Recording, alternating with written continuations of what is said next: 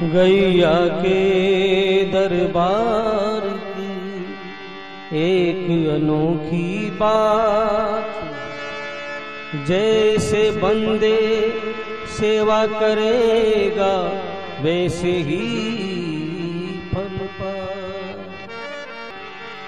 गर जोर मेरो चाले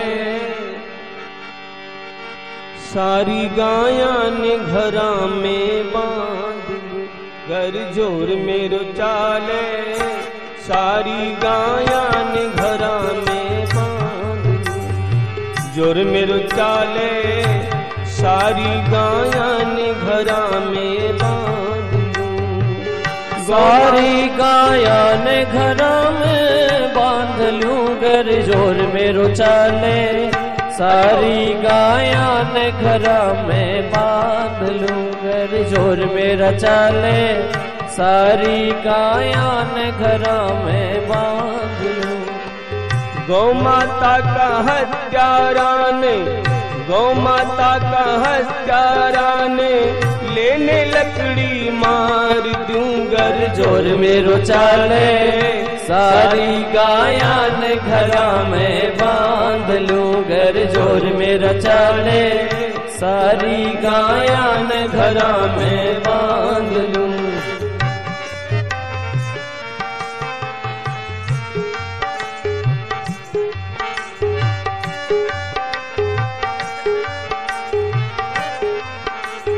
प्यारा प्यारा गौ माता का खूब सजा दरबार, प्यारा प्यारा गौ माता का खूब सजा दरबार। प्यारा प्यारा सोना सोना गौ माता का खूब सजा दरबार, और प्यारा प्यारा गौ माता का खूब सजा दरबार। जय जगदीश गोपाल गुरुजी खूब रया समझाए, जय जगदीश गोपाल गुरुजी खूब किया समझाए। रोगी मुक्त करो काया ने घर में लाओ गाए, रोगी मुक्त करो काया ने घर में लाओ गाए। घर आई जद मन में आई, घर आई जद मन में आई सारी भैंसा ने बेच दूं। गर जोर मेरा चाले सारी गायां ने घरा में बांध लूं। गर जोर मेरो चाले सारी गायां ने घरा में बांध लूं। अरे गौ माता का हत्यारा ने, गौ माता का हत्यारा ने लेने लकड़ी मार दूं। गर जोर मेरो चाले सारी गायां ने घरा में बांध लूं। गर जोर मेरा चाले सारी गायां ने घरा में बांध लूं।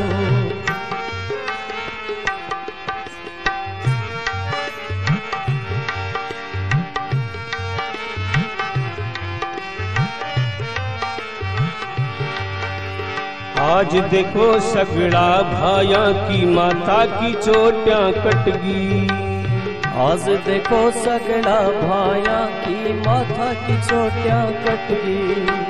आज देखो सगड़ा भाया की माता की चोटियां कट गई। आज देखो सगड़ा भाया की माथा की चोटियां कट गई। धोती कुर्ता कटे गया और कटे गई वह की पगड़ी, धोती कुर्ता कटे गया और कटे गई वह पगड़ी। धोती कुर्ता पहनता वहाँ की बुद्धि होती तगड़ी, धोती कुर्ता पहनन वाली बुद्धि होती तगड़ी। और धर्म कर्म ने खूंटा टाक्या, धर्म कर्म ने खूंटा टाक्या। घर कन घर सुन काल दूं। गर जोर मेरो चाले सारी गायां ने घरा में बांध लूं। गर जोर मेरो चाले सारी गायां ने घरा में बांध लूं। अरे गौ माता का है हत्यारा ने, गौ माता का हत्यारा ने, लेने लकड़ी मार दूं घर जोर मेरो चाले, सारी गाया ने घरा में बांध लूं घर जोर मेरा चाले, सारी गाया ने घरा में बांध लूं।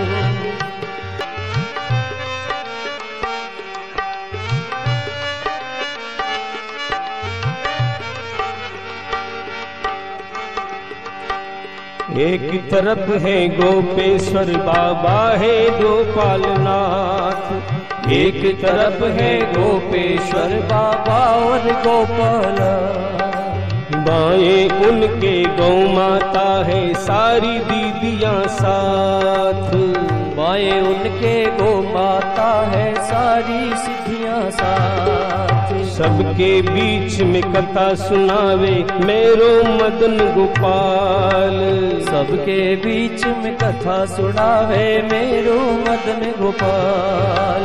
आसमान से चंदा लाऊं, आसमान से चंदा लाऊं, गुरु के शीश सजाए दूं घर जोर मेरो चाले, सारी गाया ने घरा में बांध लूं घर जोर मेरो चाले, सारी गाया ने घरा में बांध लूं।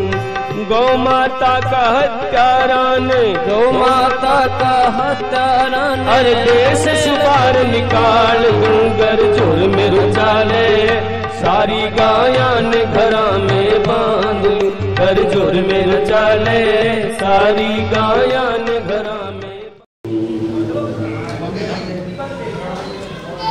गजाननं भूतगणाधिसेवितं कपितजम्बुफलचारुभक्षणम् उमासुतं सुखविनाशकारकं नमामि विघ्नेश्वरपादपङ्कजम्। वसुदेवसुतं देवं कंसचाणूरमर्दनं देवकी परमानन्दं कृष्णं वन्दे जगद्गुरुम्।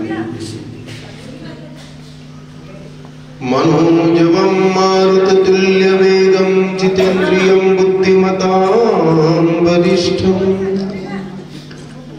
वातात्मजं वानरयोध्यमुख्यं श्रीरामदूतं शरणं प्रपद्ये। सर्वमङ्गलमाङ्गल्ये शिवे सर्वार्थसाधिके शरण्ये त्र्यम्बके गौरी नारायणी नमोस्तुते। या देवी सर्वभूतेषु करणीरूपेण संस्थिता नमस्तस्यै नमस्तस्यै नमस्तस्यै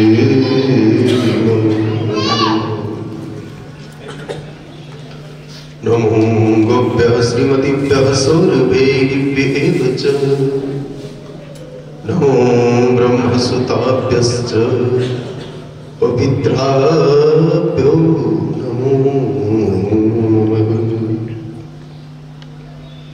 नमोस्तु शशिशङ्कासं नमस्ते जगत्पते नमोस्तु देवरूपाय स्वर्गमार्गप्रदर्शकः कर्ममार्गस्वरूपाय सर्वगाय नमो नमः।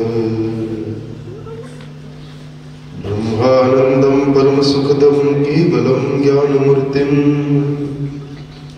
द्वन्द्वातीतं गगनसदृशं तत्त्वमस्यादिलक्ष्यम् एकं नित्यं विमलमचलं सर्वधी साक्षीभूतं भावातीतं त्रिगुणरहितं सद्गुरुं त्वं नमामि।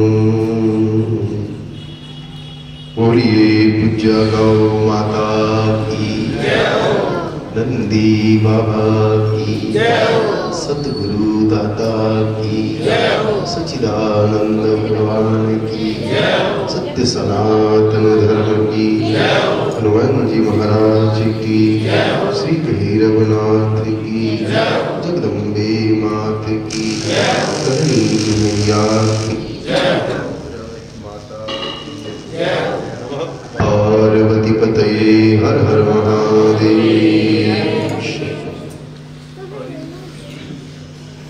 अर्चनीय वंदनीय पूजनीय गुरुदेव भगवान को प्रणाम। सर्वदेवमयी सर्वेश्वरी गौ माता को नमन।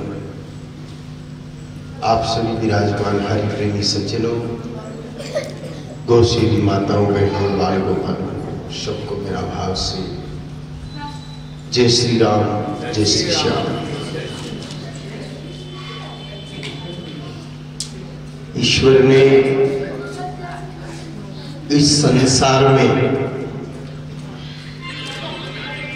मनुष्य के साथ एक विशेष व्यवहार किया है।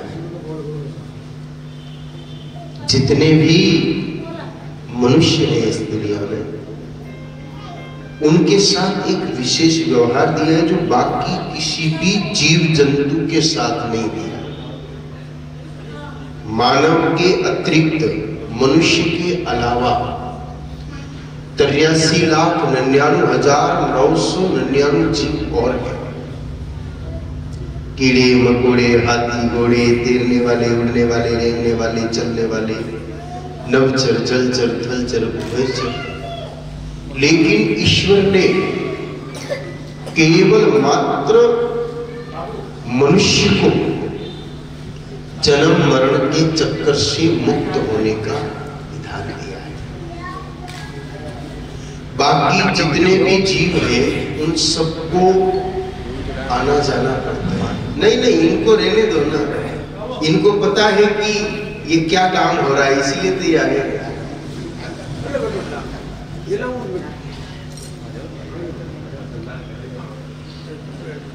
हमारी सबसे बड़ी गड़बड़ क्या है? जिसको हम मानते हैं उसकी नहीं मानते। गाय माता को हम सब माता तो मानते हैं, लेकिन जब इसकी सेवा की बात आए तो नहीं मानते। अभी तो चर्चा ही इनकी होनी है ना। देखो, मुक्त होने का दो अर्थ होता है। एक तो मर के मुक्त होना और एक जीते जी मुक्त होना। अब मरने के बाद तो मुक्ति मिलेगी कि नहीं मिलेगी, ये किसने देखा है? देखा है क्या? मृत्यु के बाद का कुछ किसी ने अभी तक देखा नहीं। तो जो आनंद मौत के बाद आएगा उसका इंतजार क्यों करना? जीते जी आनंद आ जाएगा। मुक्ति वास्तव में आनंद का ही दूसरा नाम है। 24 घंटे शांति, संतोष और प्रसन्नता हो, यही वास्तव में मुक्ति है। जिस मुक्ति के लिए हमारे धर्म ग्रंथों ने पग पग पर कहा है, चाहे वेदों ने कहा, चाहे उपनिषदों ने कहा, चाहे पुराणों ने कहा है, वो मुक्ति वास्तव में प्रसन्न रहने का ही दूसरा नाम है। पर क्षणिक प्रसन्नता नहीं, टेम्परेरी। रसगुल्ले की प्लेट सामने आ गई तो राजी हो गए, नए कपड़े आ गए तो राजी हो गए, सोने की कोई नई वस्तु आई तो राजी हो गए। ये थोड़ी देर का मामला है, फिर वापस बात वहीं की वहीं हो जाए। कोई ऐसी शक्ति हमारे साथ सदैव रहे जो हमको -40 डिग्री की सर्दी में भी खुश रख सके और 49 डिग्री की गर्मी में भी खुश रख सके। परेशानी का अनुभव नहीं हो। अमीरी में भी खुश रख सके और फकीरी में भी खुश रख सके। शरीर स्वस्थ हो तब भी मुस्कुराहट हो, और सोतरे की बीमारी लग जाए तो भी वो मुस्कुराहट गायब नहीं है। ये स्थिति जब आए तो समझ लेना कि हम मुक्त हैं, और ये स्थिति आ सकती है। योगेश्वर भगवान श्री कृष्ण ने गीता में इस स्थिति के आने के 3 मार्ग बताए हैं। ज्ञान मार्ग, भक्ति मार्ग और कर्म मार्ग। ज्ञान मार्ग थोड़ा ऊंचा है, सबसे ऊंचा है, थोड़ा नहीं। इस बात का ज्ञान हो जाए कि हम है कौन। जिस दिन दिमाग से निकल जाएगी कि मैं ब्यावर का निवासी हूं और मेरा नाम ये है, उस दिन समझ लो ज्ञान हो गया।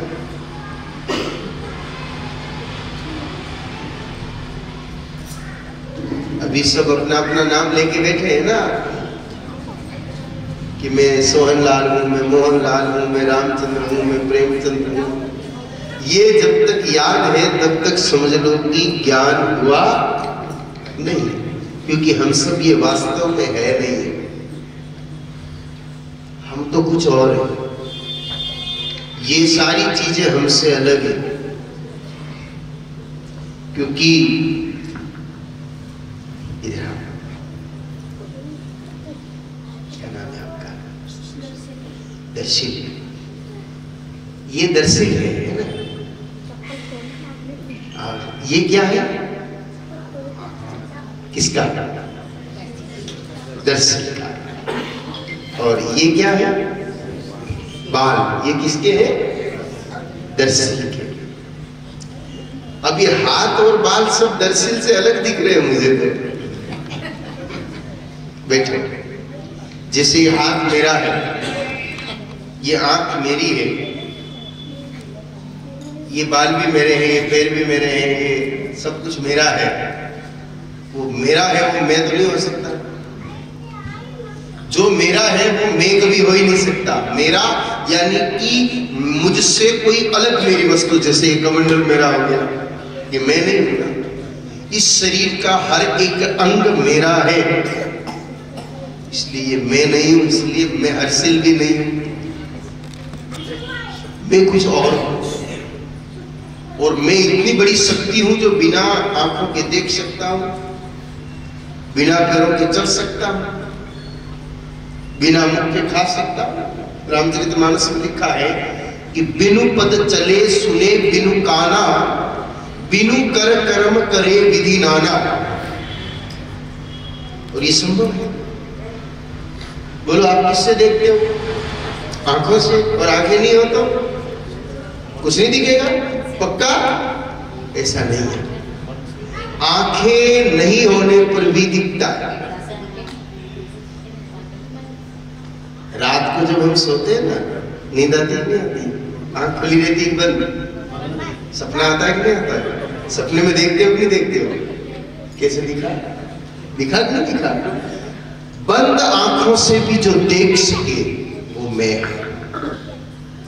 और इस स्थिति को पाने के लिए हजारों जन्म लेने पड़ते हैं, लंबी अवधि तक साधना करनी पड़ती है, तब जाके तत्व ज्ञान ब्रह्म ज्ञान की मूल प्राप्ति हो पाती है और ज्ञान योग को पढ़ पाते। इसलिए रास्ता थोड़ा मुश्किल है। भक्ति मार्ग दूसरा, ये भी थोड़ा मुश्किल है, क्योंकि भक्ति करने के लिए मीरा कर्मा या श्रिया देवी जैसा समर्पण चाहिए। बोलो है? मीराबाई तो जहर पी गई, आपको 3 दिन पुराना प्रसाद दो तो नहीं खाओ। बोलो खाओगे क्या? स्मेल आ रही है, यही बोलोगे ना? मीराबाई जहर पी गई इस शर्त पर कि उनमें भक्ति प्रबल थी। हम भक्ति का बहुत सरल अर्थ निकालते हैं आजकल। मंदिर जाए, 20-25 रुपए की माला ले जाए, 20-25 रुपए का श्रीफल ले जाए, एक डिब्बा प्रसाद का ले जाए, वो 150 रुपए की सामग्री भगवान के सामने रख करके और फिर 1.5 करोड़ के प्लॉट की डिमांड भी करें। यही हो रहा है ना? ये भक्ति नहीं है। भक्ति में मांग नहीं होती, भक्ति में सिर्फ समर्पण होता है। तन समर्पित, मन समर्पित और ये जीवन समर्पित, बता मेरे गोविंद मैं तेरे चरणों में और क्या करूं अर्पित। ये है भक्ति, कोई डिमांड नहीं। वो भी थोड़ी मुश्किल हो गई है। ये मंदिरों में जितनी भी लाइन लगी ना, 99% कुछ न कुछ डिमांड वाले ही लोग हैं, इसलिए भक्ति भी मुश्किल है। लेकिन सबसे मजबूत इस कलयुग में तीसरा साधन है सेवा, जिसके लिए गोस्वामी कर्म मार्ग यानी कि सेवा, जो गीता जी में कर्म मार्ग बताया वो वस्तुतः सेवा है। और सेवा के लिए रामचरितमानस में कहा कि सबते सेवक धर्म कठोरा, सेवा का धर्म सबसे मजबूत है। ग्रस्त जीवन जीते हुए मनुष्य ज्ञान योग पर चढ़ सके न सके, भक्ति योग पर चढ़ सके न सके, लेकिन कर्म योगी बन करके अपने जीवन में आनंद की प्राप्ति कर सकता है। बस इस कर्म योग में सबसे जो महत्वपूर्ण बात है वो है टाइम मैनेजमेंट, जो आप लोगों के पास नहीं है, इसलिए आप लोग परेशान रहते हैं।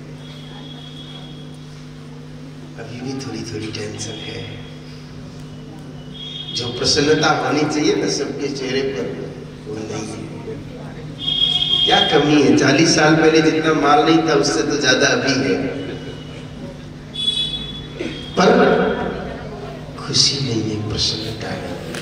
क्योंकि कर्म योग में सबसे बड़ी बात होती है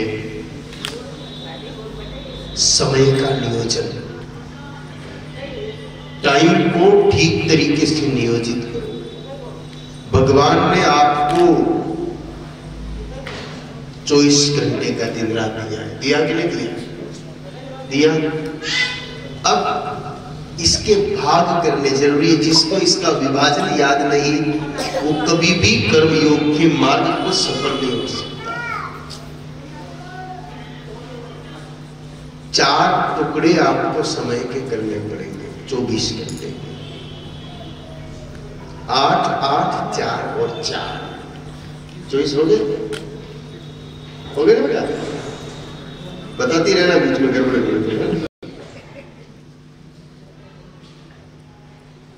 8 घंटे आपके खुद के लिए जो ठीक से नहीं दे पाते हो आप, जिसमें आपका स्नान, आपका भोजन और आपका शयन, आपका सोना, आपका खाना और आपका नहाना, ये 8 घंटे में होना चाहिए।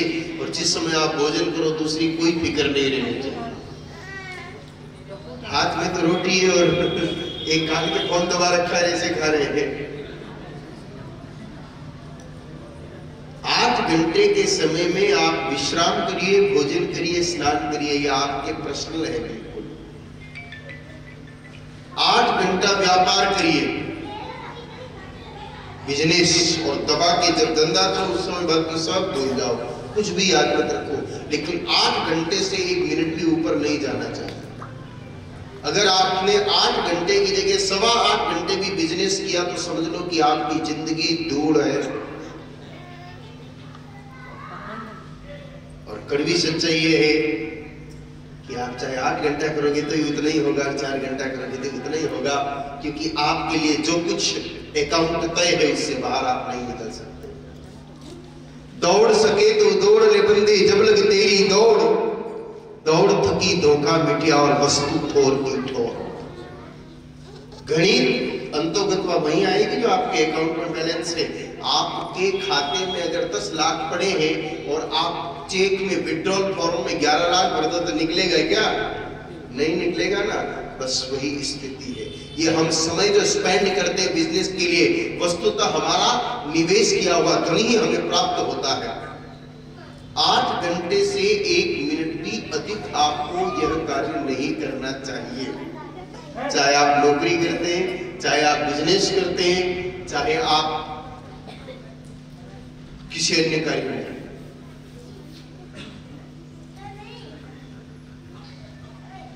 अब सुबह 6 बजे से आप लग जाते हो, रात में 10 बजे तक लगे रहते हो। बोलो गड़बड़ हो रही कि नहीं हो रही? आपके आपके जीवन को चलाने के लिए जितना धन चाहिए वो 8 घंटे में आपको मिलेगा। अगर इससे ज्यादा करने की कोशिश की फिर वही होगा जो पीयूष जी जैन का हो रहा है। इकट्ठे तो कर लिए लेकिन वो सारे निपट जाएंगे। क्या मतलब निकलेगा? समझ रहे ना आप मेरी बात को? जब बिजनेस का टाइम है उस समय कुछ नहीं सोचना, डट के धंधा करिए, लेकिन उसके लिए सिर्फ 8 घंटा ही होना चाहिए। ये शास्त्र विदित है और जिन्होंने इस नियम का पालन किया वो प्रसन्न है, सुखी है, खुश है। फिर 4 घंटे परिवार के लिए माता पिता पत्नी पुत्र पुत्री पौत्र पोत्री दोहित्री जमाई इनको देना जरूरी है। डेली के 4 घंटे। थोड़ी देर माता पिता के पास बैठो बात करो, थोड़ी देर पत्नी के पास बैठो बात करो, थोड़ी देर बच्चों से चर्चा करो, कोई भी चर्चा करो, सत्संग चर्चा करो, धर्म की चर्चा करो, एजुकेशन की चर्चा करो, प्रेम भरी चर्चा करो, लेकिन 4 घंटे परिवार के पास बैठना होगा। बैठ तो रहे लेकिन 4 कोने में 4 कुर्सियों पर और चारों के पास मोबाइल है।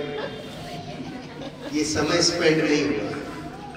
आपको अपनी फैमिली के साथ 4 घंटे पूरे देने चाहिए। अगर नहीं दिए तो आप खुश नहीं रह सकते। ये भी भक्ति का एक हिस्सा है। आप सोच रहे होंगे कि ये तो साधारण सी बात है, करें नहीं करें तो क्या फर्क पड़ेगा? बहुत फर्क पड़ेगा, क्योंकि अगर आपने गृहस्थी बसाई है तो उसके पीछे कर्तव्य है और कर्तव्य भक्ति का दूसरा रूप है और उसमें भी बैलेंस है। यूनी की बच्चों के साथ तो खूब बैठ गए और माता पिता से राम राम भी नहीं किया, या माता पिता से गप्पे मार रहे और पत्नी को पूछा ही नहीं कुछ। सबको आपको नियोजित समय देना पड़ेगा और बचते हैं आपके पास 4 घंटे। वो 4 घंटे केवल आपको सेवा में खर्च करने। राष्ट्र का कोई भी काम, धर्म का कोई भी काम, और राष्ट्र और धर्म दोनों का वास्तविक काम इस कलयुग में अगर कोई है वो है गौ सेवा। एक गाय माता की सेवा करने से धर्म और देश की सभी स्थितियां मजबूत हो जाएंगी। प्रकट में तो हमारे सामने सिर्फ एक गाय माता है, लेकिन अगर गौ सेवा बढ़ी भ्रष्टाचार घटेगा, गौ सेवा बढ़ी कन्या भ्रूण हत्या घटेगी, गौ सेवा बढ़ी दुराचार घटेंगे, गौ सेवा बढ़ी देश की आर्थिक स्थिति मजबूत होगी, गौ सेवा बढ़ी पर्यावरण शुद्ध होगा, गौ सेवा बढ़ी सतोगुण बढ़ेगा, गौ सेवा बढ़ी लोगों का आपस में प्रेम बढ़ेगा, गौ सेवा बढ़ी ईश्वर के प्रति भक्ति भाव बढ़ेगा, और गौ सेवा बढ़ी तो शरीर लोगों के स्वस्थ रहेंगे, अस्पताल धीरे धीरे कम होने शुरू हो जाएंगे। एक गाय माता की सेवा बढ़ने से इतने काम होते हैं। इन सब का मैंने व्यक्तिगत रूप से इन 9 सालों में अवलोकन किया है। ये जो 9 साल इधर उधर चक्कर काटे ना, इसमें ये बहुत अच्छे से अन्वेषण किया कि अगर 4 घंटे आप किसी न किसी रूप में गौ सेवा के कार्यों को दे देते हैं तो समाज के हर अंग की सेवा हो जाएगी और प्रकृति के हर एक अंग की सेवा हो जाएगी। यहाँ तक कि चींटी को आटा डालने की जरूरत नहीं पड़ेगी और कबूतर को दाना डालने की जरूरत नहीं पड़ेगी, कि वो भी गौ सेवा के माध्यम से हो जाता है। आप सोच रहे होंगे कैसे? आप एक प्रयोग करके देखिए। 1 किलो दलिया बनाओ, जो बाजरा किसी का भी, आधा किलो भैंस को खिला दो, आधा किलो गाय माता को खिला दो। दूसरे दिन भैंस का कोटा उठाओ, गाय माता का गोबर उठाओ, दोनों को लैब टेस्ट के लिए भेज दो। वैसे तो आपको आपकी स्थूल आंखों से भी दिख जाएगा, लेकिन फिर भी प्रमाण चाहने के लिए किसी भी लैब में टेस्ट करने के लिए भेजो। आपको उस भैंस के पोटे में दाने नहीं मिलेंगे, वो पूरा पचा जाती है, लेकिन गाय माता करीब 18 से 20% अनाज गोबर के माध्यम से धरती पर छोड़ देती है, जिसको कई प्रकार के जीव चुग करके खाकर के अपना पेट भर देते हैं। इसलिए अन्य प्राणियों की सेवा भी आपके द्वारा हो गई। और गाय माता की गोबर और मूत्र से निकलने वाली वायु पर्यावरण को शुद्ध करती है, इसलिए अतिरिक्त पर्यावरण प्रेमी हो तो कुछ करने की जरूरत नहीं। गोबर से धरती पुष्ट होती है, इसलिए पेड़ पौधे वैसे ही बढ़ेंगे। इसलिए आप प्रकृति की रक्षा का एक बहुत बड़ा काम कर चुके हैं। और स्वास्थ्य को लेकर के तो मैंने जो अनुभव किया है इन 2 सालों में, कि गाय माता से बड़ा कोई स्वास्थ्य रक्षक नहीं हो सकता।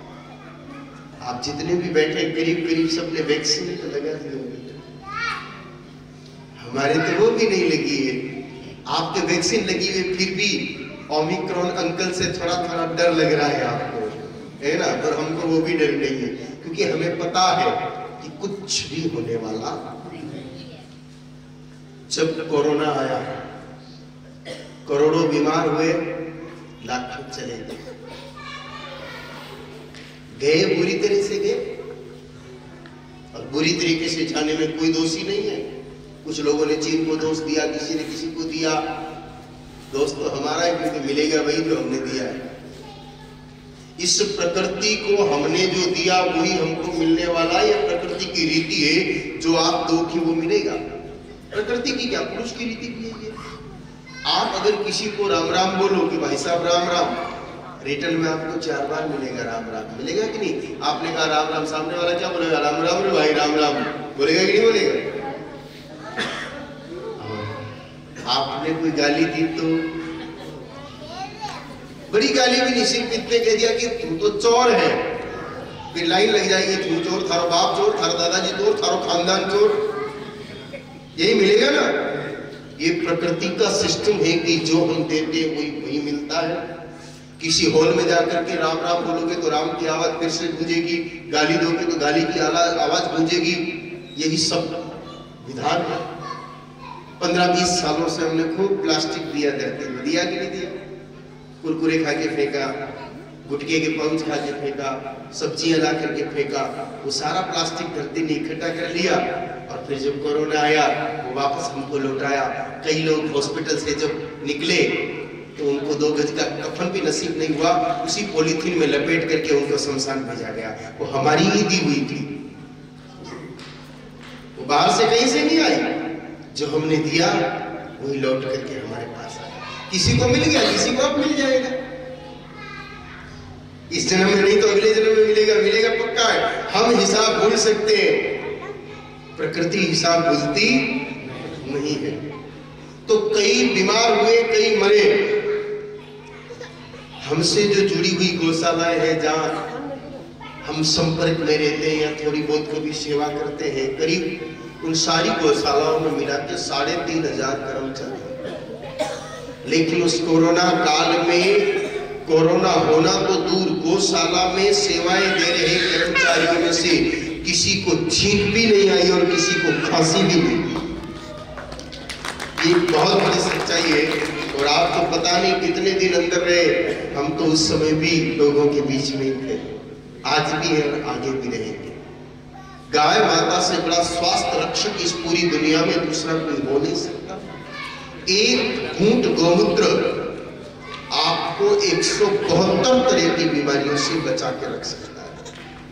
गाय माता का दूध भोजन नहीं, औषधि है, मेडिसिन है। अगर आप गाड़ी की तुमने सुन रखा नहीं है सब, थोड़ी देर उनको बच्चों के साथ खेल जा। देखो,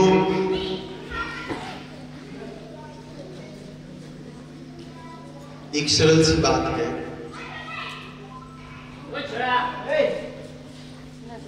आयुर्वेद में, नहीं वो रोक लेंगे आपको, बैठिए। आयुर्वेद में एक पदार्थ के विवेचन की पुस्तक है, जिसमें सब पदार्थों के बारे में गुणधर्म लिखे हुए हैं। उस पुस्तक के अंदर दूध का जो प्रसंग आता है, दूध प्रकरण, जिसमें सब जीवों के दूध के बारे में लिखा है। भैंस का दूध, बकरी का दूध, ऊंटनी का दूध, घोड़ी का दूध, कुतिया के दूध के बारे में भी लिखा है, शेरनी के दूध के बारे में भी लिखा है। जितने भी जीव जंतु है, सबके दूध के गुणधर्म लिखे हैं कि किस किस दूध में क्या क्या है। लेकिन उस दूध प्रकरण में कहीं पर भी गाय माता के दूध का नाम नहीं। जब हम आगे बढ़ते हैं, उस पुस्तक के पन्ने पलटते हैं, तो आगे अमृत प्रकरण आता है। और उस अमृत प्रकरण में गाय माता के दूध का उल्लेख है, जिसमें लिखा है कि गौ का दूध आहार या भोजन नहीं है, ये मनुष्य के लिए साक्षात अमृत है। इसलिए हमने इसको दूध के साथ नहीं रख करके अमृत प्रकरण में रखा है। प्रश्न पैदा होता है कि ब्यावर में भी तो कई लोग गाय माता का दूध पीते हैं, फिर बीमार क्यों पड़ते हैं? उसका कारण है गौ दुग्ध को निकालने की वैदिक विधि छूट गई। और वैदिक विधि से दूध नहीं निकालो तो चाहे वो दूध गाय माता को या किसी और का, वो जहर बन जाता है। गौ के दूध को निकालने की पूरी विधि बताई है।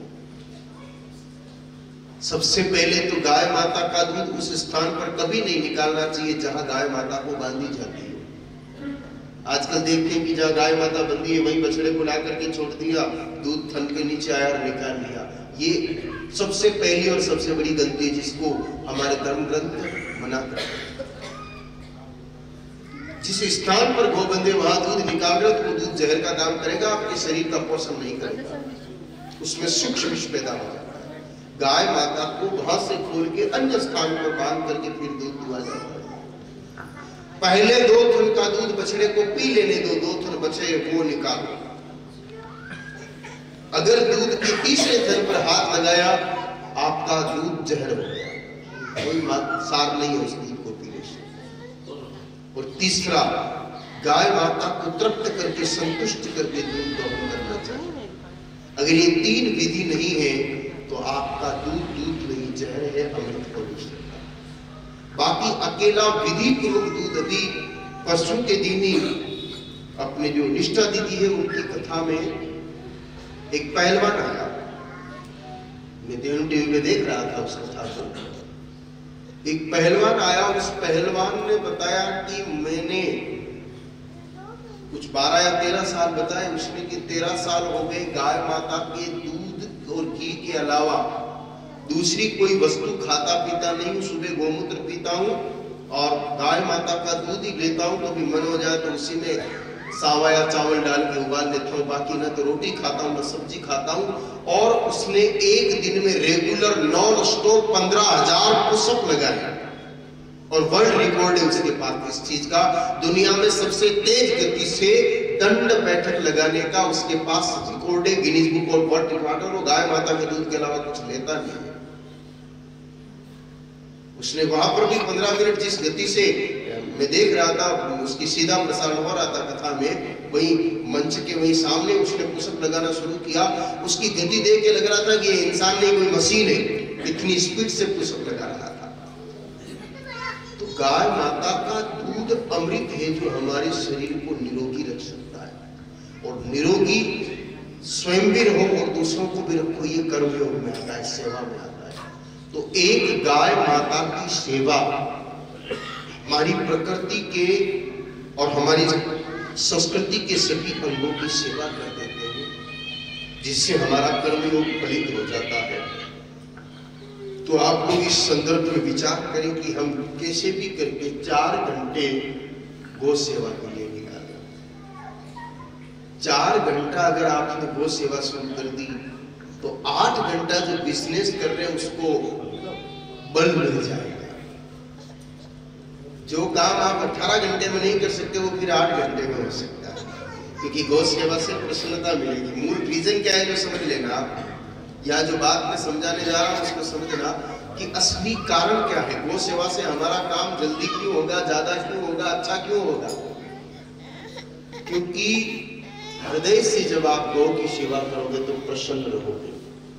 और प्रसन्न व्यक्ति किसी भी काम को करता है, चाहे वो कितना ही बड़ा क्यों नहीं हो, जल्दी होता है, अच्छा होता है। आप सबको मैंने राम कथा सुनाई थी, इसी जगह सुनाई थी ना, यादें भूल गए? याद है ना? मैंने आपको 2 चौपाइयां सुनाई थी, मुझे बहुत अच्छे से याद है। धनुष यज्ञ सुनी रघुकुल नाथा, हरसी चले मुनिवर के साथा। और दूसरी चौपाई सुनी थी,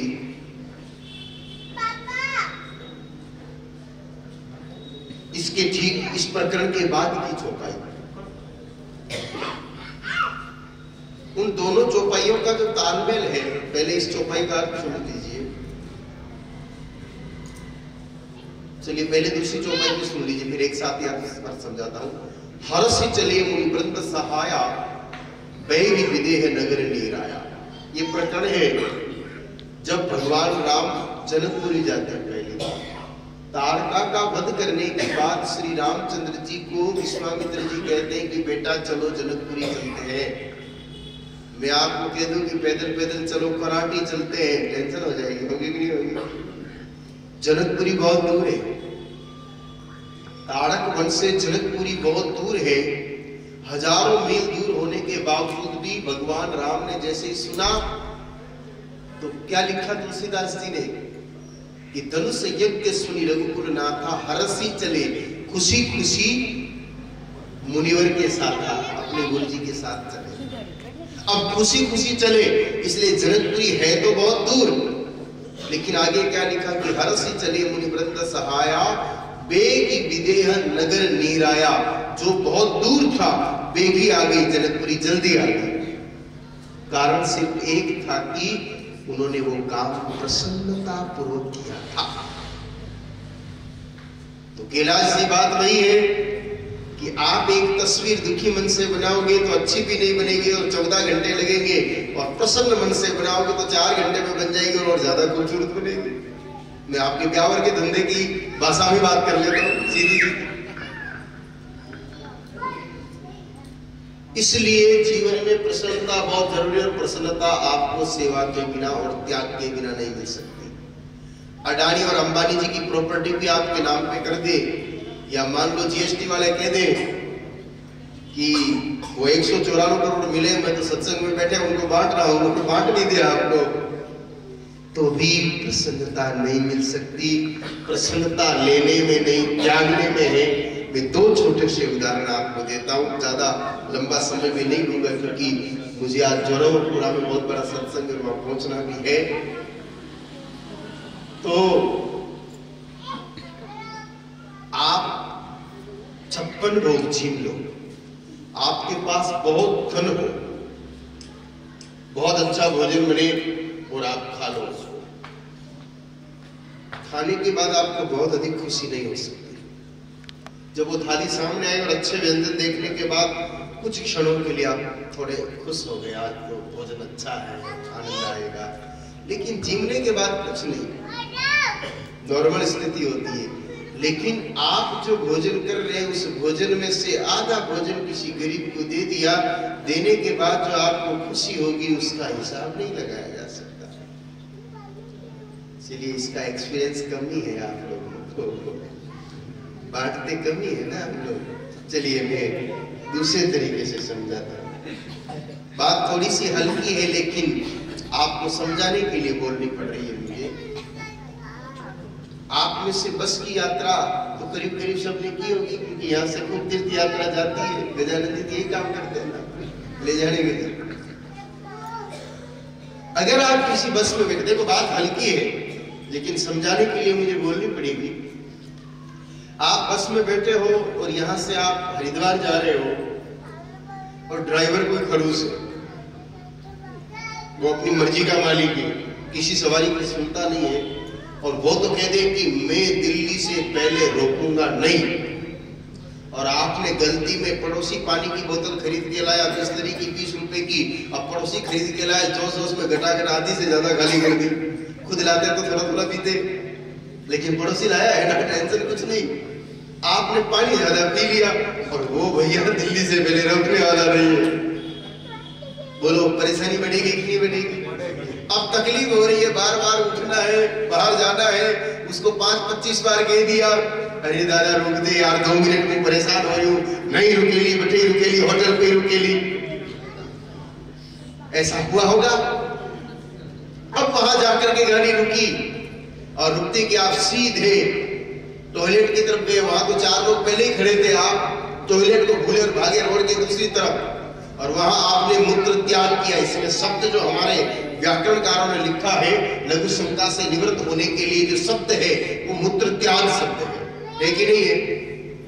आपने जब मूत्र का त्याग किया, उस समय जो मूत्र त्याग करते समय आपको जो आनंद की अनुभूति हुई, बोलो वैकुंठ पहुंच गए हो, वैसे फीलिंग आती है कि नहीं आती है? आती है ना। अब त्यागा तो आपने एक गंदी वस्तु को, एक बहुत साधारण वस्तु को अपने शरीर से त्यागा, लेकिन एक मूत्र का त्याग करने मात्र से जब आपके जीवन में इतनी आनंद की अनुभूति हुई, तो जीवन में आप अन्य वस्तुओं का त्याग करना शुरू करोगे और अपने समय को सेवा कार्यों में लगाना शुरू करोगे, तो जो अनुभूति होगी उसका वर्णन मेरी जीभ कर नहीं सकती, वो तो आप जब प्रैक्टिकल करोगे तभी समझ में। इसलिए जीवन को खूबसूरत तरीके से जीने के लिए टाइम मैनेजमेंट ठीक कर लीजिए। समय का मैनेजमेंट ठीक किया तो सब ठीक हो जाएगा।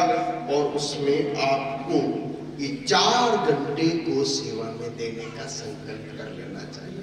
आप 1 महीने में हिसाब लगा के देखना, सिर्फ 1 महीना हिसाब लगा के देखना। उस 1 महीने में आप सब समझ जाओगे कि वास्तव में हमने क्या पाया। माना कि अब तक आपने गौ सेवा कईयों ने की होगी, लेकिन उसके पीछे स्वार्थ रहा होगा दूध का। लेकिन निस्वार्थ भाव से अगर आप 4 घंटा गौ की सेवा में लगोगे तो आपके बचे हुए 20 घंटे, जिसमें से 4 घंटे आपने परिवार में दिए, उसमें विवाद नहीं, आनंद की चर्चा हो। नहीं तो आप लोग बैठ भी किया परिवार के साथ में। पॉलीथीन आज के बाद इस्तेमाल करना बंद कर देना। क्या है वो गौ भक्तों को फिर पेट फाड़ फाड़ के निकालनी पड़ती है। नहीं, माला वाले को कह दो मत दे, अखबार में लपेट के दे, है ना। उसको कहना आगे से मैं खरीदूंगा ही नहीं अगर तू पॉलीथीन में देगा।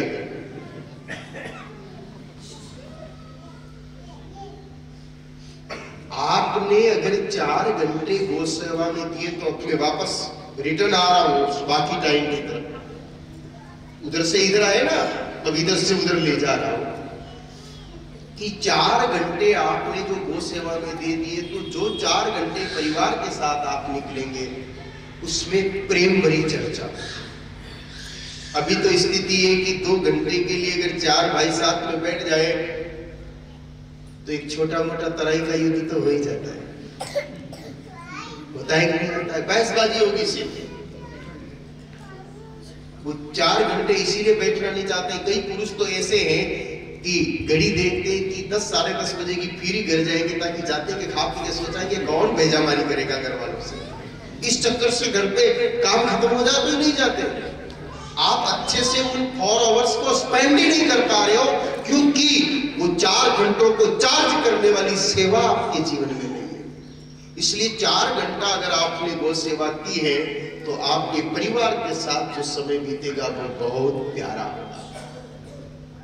फिर 8 घंटे जो मैंने बिजनेस के लिए बोले आपको, व्यापार के लिए, वो आपके लिए गोल्डन टाइम होगा। और सचमुच गोल्डन टाइम होगा, क्योंकि लक्ष्मी को चार्ज करने वाली भी है तो गौ माता ही। हमारे धर्म ग्रंथों ने यूं ही नहीं लिख दिया कि अष्ट ऐश्वर्यमयी लक्ष्मी गोमय वसते सदा।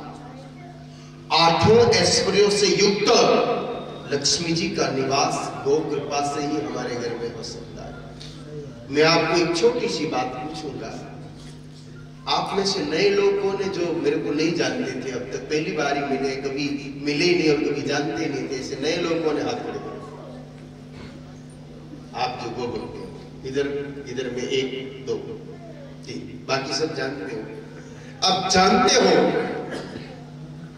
तो एक प्रश्न है मेरा।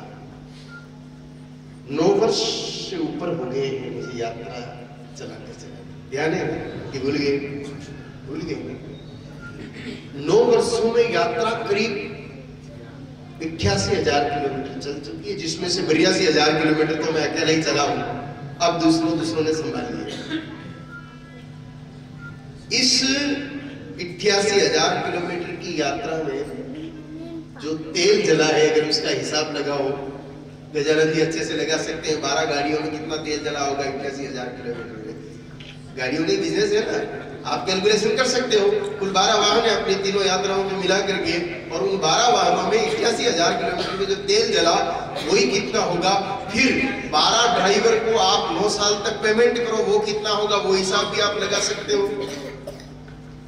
अब मुझे बताओ कि ब्यावर में आप इतने लोग मुझे जानते हो, और कोई भी धार्मिक कार्य होता है तो जानने वालों से रुपया लिया जाता है। आप ब्यावर वालों में से कितनों ने मुझे यात्रा के लिए डोनेशन दिया? नहीं दिया। क्यों नहीं दिया? क्योंकि जरूरत नहीं थी। जरूरत नहीं थी, मैंने मांगा नहीं, इसलिए आपने दिया नहीं। ऐसा नहीं कि आपने कंजूसपने में नहीं दिया, वो मुद्दा नहीं है। मुद्दा यह है कि मुझे जरूरत नहीं थी इसलिए मैंने मांगा नहीं और आपने दिया नहीं। क्यों जरूरत नहीं थी? क्योंकि वो 4 घंटे की सेवा 8 घंटे को रिचार्ज करने वाली होती है, इसलिए अपने आप काम हो जाता है। 4 घंटे को सेवा करने वाला व्यक्ति जब 8 घंटे बिजनेस करता है, उसको अपनी जिंदगी में हाथ यूं करने की जरूरत नहीं पड़ती। एक बात और क्लियर कर देता हूं मैं, हो सकता है आज संख्या कम उस चक्कर से भी रही हो, पता लगे है कि गुरुजी अजमेर जिले में यज्ञ कर रहे हैं और हॉस्पिटल बना रहे हैं, गौ चिकित्सालय, अब आएंगे तो फिर कुछ लिखाना तो पड़ेगा। तो मैं एकदम क्लियर कर दूं कि मैं आपको सिर्फ निमंत्रण देने आया हूं, मेरे पास रसीद बुक भी नहीं है और मैं कहूंगा भी नहीं कि आप वहां कुछ दो, बिल्कुल भी नहीं कहूंगा। आप सिर्फ प्रतिदिन तय कर लीजिए 4 घंटे की गौ सेवा, वो आपके 8 घंटे के बिजनेस टाइम को मजबूत कर देगी। अपने आप ऐसी परिस्थितियां पैदा हो जाएगी, कैलाश जी जो चित्र 10,000 में बिक रहा होगा ना, वो गोमाता अपने आप उसको 40,000 में बिकवाना शुरू कर देगी। ऐसी व्यवस्था है। आप कई बार देखिए ना, आड़ी दीदी 5-25 लाइनें खींची हुई होती है, साहब ये फोटो तो 20 लाख में बिक गया। क्यों बिक गया? क्योंकि उनका स्टोर था उधर पहले से, जो उनको रिफंड मिला है तो कुछ नहीं। कई बार तो ऐसा लगता है जैसे कोई हाथ से शायद जुड़ गई हो किसी कागज पर और वो फोटो बिक जाता है 2-2, 5-5 लाख में। क्या है वो? वस्तुतः वो हमारा स्टोर पेमेंट है जो हमको रिफंड होकर के मिला है। हो सकता है पिछले जन्म में किया हो सकता है आज किया हो, लेकिन आप अगर सचमुच अपने 8 घंटे के बिजनेस को ठीक करना चाहो तो 4 घंटे की सेवा करो। और आइए अब 8 घंटे और बच रहे हैं, वो आपके निजी है, जिसमें आपका सोना, नहाना और खाना है। नहाने खाने को तो मैं छोड़ दूं क्योंकि उसमें तो आप वैसे माहिर हो, बाथरूम में 2 घंटे लगते हैं और जीवने में 13 चीजें चाहिए प्लेट में, इसलिए उसकी चर्चा मैं नहीं करूंगा। लेकिन सोने की अगर मैं चर्चा करूं, कितने लोग हैं जिनको ढंग की नींद आती है? ढंग की नींद 8 बजे तक पड़े रहने को मैं नींद नहीं बनता हूं।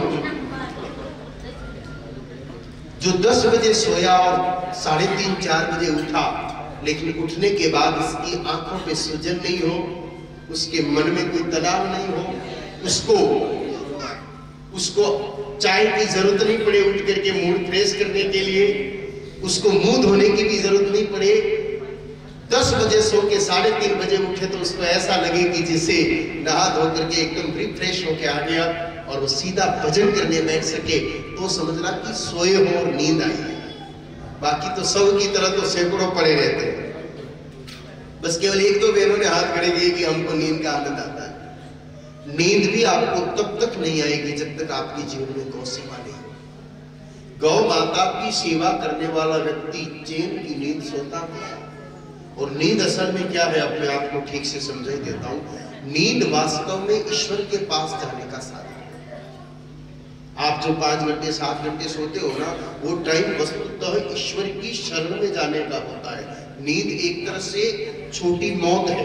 जैसे मरने के बाद अपन स्थायी रूप से जाएंगे ना, अच्छे कर्म किए होंगे तो ईश्वर के पास, उसी प्रकार नींद भी एक लिटिल डेथ है, एक छोटी मृत्यु है, जिसमें थोड़ी देर के लिए हम ईश्वर की गोद में चले जाते हैं। अब देखो एक छोटी सी बात, आप दिन भर घरों काम करियो, काम करिया बाद आप थक गयो, शरीर सो गयो। अब सोने के बाद ना तो आपको कोई ड्रिप चढ़ाई है, ना कोई इंजेक्शन लगाया है, ना कोई आपको नाक पकड़ के दूध पिलाया है, फिर भी सोए सोए आपके शरीर में इतना परिवर्तन आया कि जब आप उठे, तो जब आपका उठना हुआ तो आप एकदम तरोताजा जाते हैं, मस्त थे। क्यों? क्योंकि आप ईश्वर की गोद में चले गए। नींद वास्तव में भगवान की गोद में जाने का साधन है, लेकिन कब? जब वो चैन मिली आए। पहली बात तो नींद आई नहीं, बहुत देर तक सोचते रहे, फिर आई, थोड़ी देर में उड़ गई, या बुरे बुरे सपने आए, वो नींद तृप्त नहीं करती। गौ सेवा करने पर दुस्वप्न समाप्त होकर के आनंद भरी नींद आती है। और अगर पुराने पाप कर्म ज्यादा हो, बुरा मत मानना, लेकिन अकाउंट में अगर वो बैलेंस ज्यादा है तो फिर उसका उपाय, आयुर्वेद जो अपने आप में धर्म ग्रंथ है, उसमें लिखा है कि देसी गाय माता का वैदिक रीति से बना हुआ घी, वैदिक रीति का मतलब तृप्त गाय माता का आधा दूध निकाल के आधा दूध बछड़ों को पिला करके उसको मिट्टी के बर्तन में विधि पूर्वक गर्म करके दही बना के हाथ से मत करके निकाला हुआ घी 4 बूंद चाहिए इसे। 2 बूंद पैर के तलवों में मालिश कर लो और 2 बूंद नाक में डाल के सो जाओ। इतनी मीठी और शांत नींद आएगी कि वो रोग आपके जीवन से समाप्त हो जाएगा। तो सेवा, गौ की सेवा वास्तव में हमारे जीवन के बाकी दुखों को मिटा करके सुख कर देती है। अगर कोई गौ सेवक है और फिर भी वो कह रहा है कि मैं बहुत परेशान हूं, तो उसको अन्वेषण करने की आवश्यकता है कि कहीं न कहीं सेवा में कमी चल रही है। बस यही एक कारण है। अगर हम कहीं परेशान हैं तो सेवा में कमी है, बस उस कमी को दूर करने का यत्न करना। बाकी मौज इसी से आ सकती है, अन्य किसी साधन से नहीं आ सकती। तो मेरी तो यही प्रार्थना है, आया तो निमंत्रण देने हूं कार्यक्रम का, फिर भी कह रहा हूं आओ नहीं आओ आपकी मर्जी। ऐसा निमंत्रण कोई नहीं देता हो, देता है क्या? नहीं देता है। जो भी आता है क्या कहता है, नहीं सा आनो पड़ी, है ना। लेकिन मैं तो आप बुला कह रहा हूं, निमंत्रण देने आया हूं, ये मेरा भाव है। आओ नहीं आओ ये आपका भाव है, नहीं भी आओगे तो कोई नाराजगी नहीं। लेकिन ये 4 घंटे का सेटिंग शुरू कर देना ब्यावर में रहकर, आप नहीं भी आओगे तो भी जिस काम से बुला रहा हूं वो काम तो यही हो जाएगा। क्योंकि आपको बुलाने के पीछे उद्देश्य सिर्फ एक है कि आप प्रसन्न रहो, आप खुश रहो, आप मौज में रहो। भाई आपके फूफा जी आपको बुलाएंगे तो उसके पीछे कोई और लॉजिक हो सकता है सामाजिक। लेकिन संत साधक को या गुरु शिष्य को बुलाएगा तो उसके पीछे उस साधक का सिर्फ कल्याण और प्रसन्नता ही हेतु होता है, दूसरा क्या है।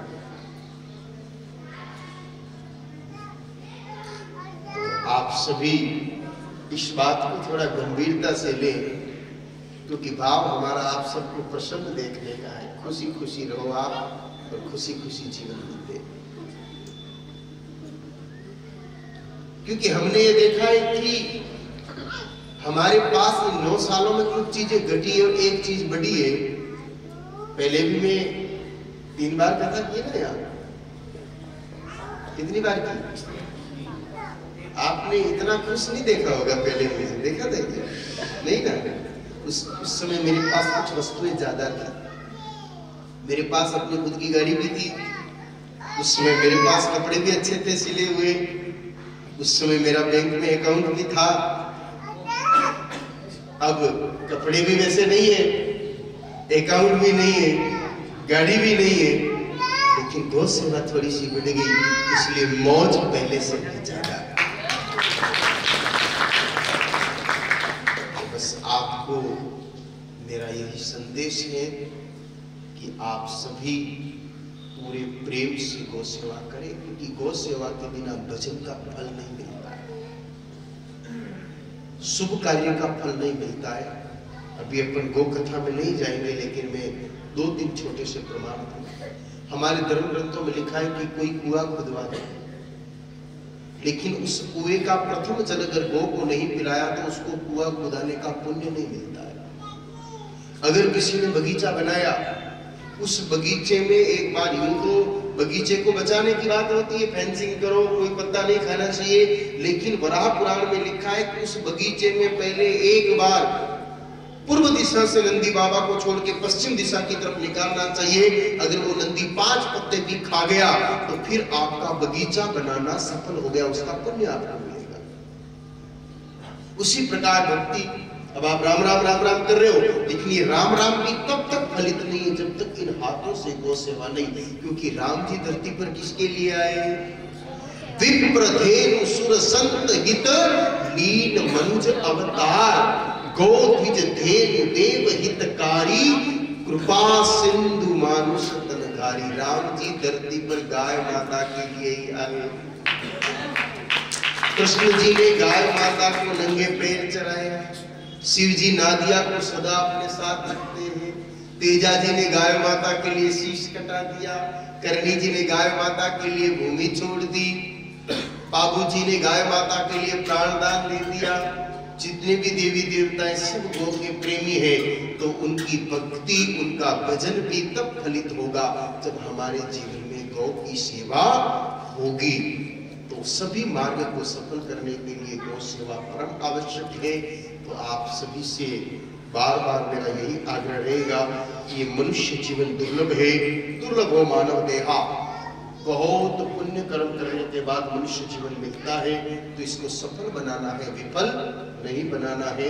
इसलिए अपना अधिक से अधिक समय आप 4 घंटे का जो टाइम मैं आग्रह कर रहा हूँ, उसमें से जितना बन पड़े उतना समय आप नित्य, यूनिक दिवाली से दिवाली चले गए, गोपाष्टमी को चले गए या अमावस पूनम चले गए, आपके यहाँ कोई गौशाला हो वहाँ जाइए, कोई चिकित्सालय हो वहाँ जाके सेवा दीजिए, या सड़क पर घूम रही गाय माता की सेवा कीजिए। जैसे भी बन पड़े, जिस रीति से बन पड़े, आप सेवा अवश्य करें, आपका कल्याण होगा। अब आपको विधि पूर्वक निमंत्रण दे दूं कि गुरुदेव भगवान की जन्मस्थली कराटी, जो कि विजयनगर और बांदलवाड़ा के बीच में है, मुख्य मार्ग से 2 किलोमीटर अंदर है, वहां पर गुरुदेव की भावना थी कि गौ सेवा केंद्र बने। तो गुरुदेव की भावना का आदर करते हुए वहां पर अजमेर जिले का सबसे श्रेष्ठ गौ चिकित्सालय बनाने का भाव है। उसका प्रारंभिक निर्माण कार्य चालू हो गया है। अभी 9000 स्क्वायर फीट में वो चिकित्सालय बनेगा एक बार प्रारंभिक, तो जिसमें सड़क पर किसी गाय माता की दुर्घटना हो जाए, एक्सीडेंट हो जाए, सिर्फ गौ चिकित्सालय, भैंस भेड़ बकरी का नहीं, केवल गौ चिकित्सालय। या किसी निजी व्यक्ति की गाय माता भी गंभीर बीमार है, उसकी सरकारी हॉस्पिटल में उचित स्वास्थ्य सेवाएं नहीं मिल रही, तो वो भी आके निःशुल्क इलाज अपना वहां गौ माता का करा सकता है। क्योंकि कोई गाय माता किसी की होती नहीं, अगर किसी की होती तो फिर तेजा जी पनेर की गायों को बचाने के लिए क्यों प्राण देती है? वो तो खरनाल के थे, क्या लेना देना उनको? तेजा जी जाट गाय गुजरों की, गाय माता तेरी या मेरी होती नहीं है। गावो विश्वस्य मात्रा, वो तो सब जगत की माता है। इसलिए किसी की भी गाय माता होगी, उनकी पूरी सेवा हो, ऐसा भाव के साथ चिकित्सालय का निर्माण शुरू हो गया है। 22 जनवरी को उसका उद्घाटन है। सिर्फ 40-45 दिन का समय मिला है मन में संकल्प आने में, उसका पूरा करने में, और इतने दिनों में वो काम पूरा भी होगा। वहीं पर दाता गुरुदेव की भस्म समाधि भी है। मूल समाधि तो पुष्कर में है, लेकिन भस्म समाधि वहां पर भी है। तो भस्म समाधि पर मंदिर निर्माण हुआ, उसमें मूर्ति की प्राण प्रतिष्ठा होगी, और उसी स्थान पर एक शिव मंदिर और एक राम मंदिर भी बन रहा है।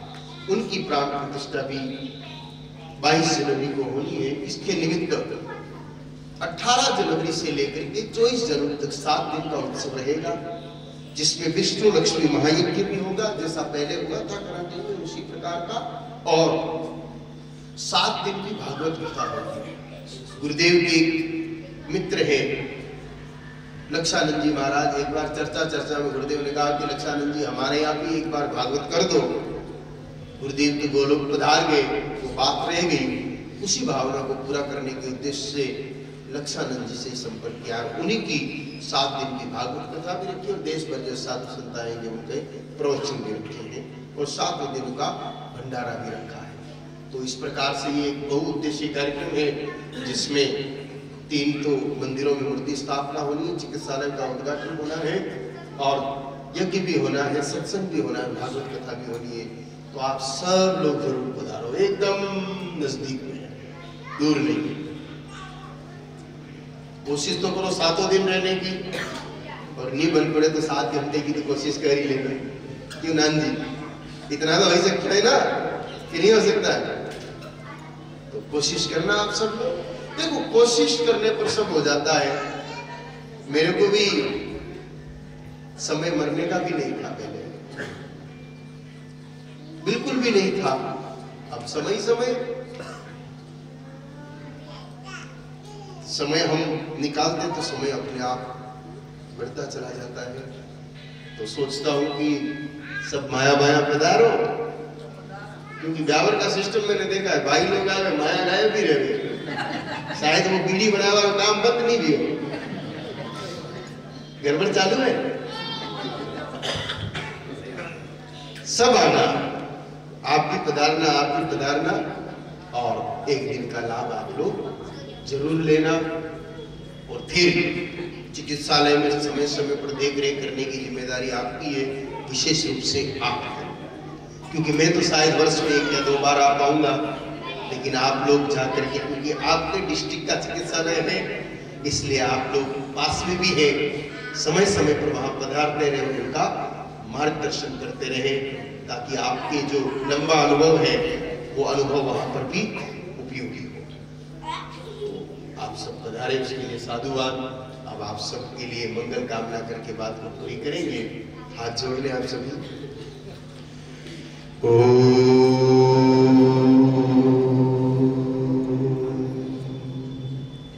शांति भवान गुरुवत लोकनाथ च राष्ट्राय च ब्राह्मणानां शबाल वृद्धा च गावा च शांतिर्कन्या च सप्तकृताश्च रोग नश्यन्तु सर्वभूताः शान्तिस्तु बृहस्पतु कृषकाणां सुभिक्षकाले पर्जन्यं वर्षतु प्रयुक्तं यश्च कालस्य सर्वेषां शान्तिर्भवतु।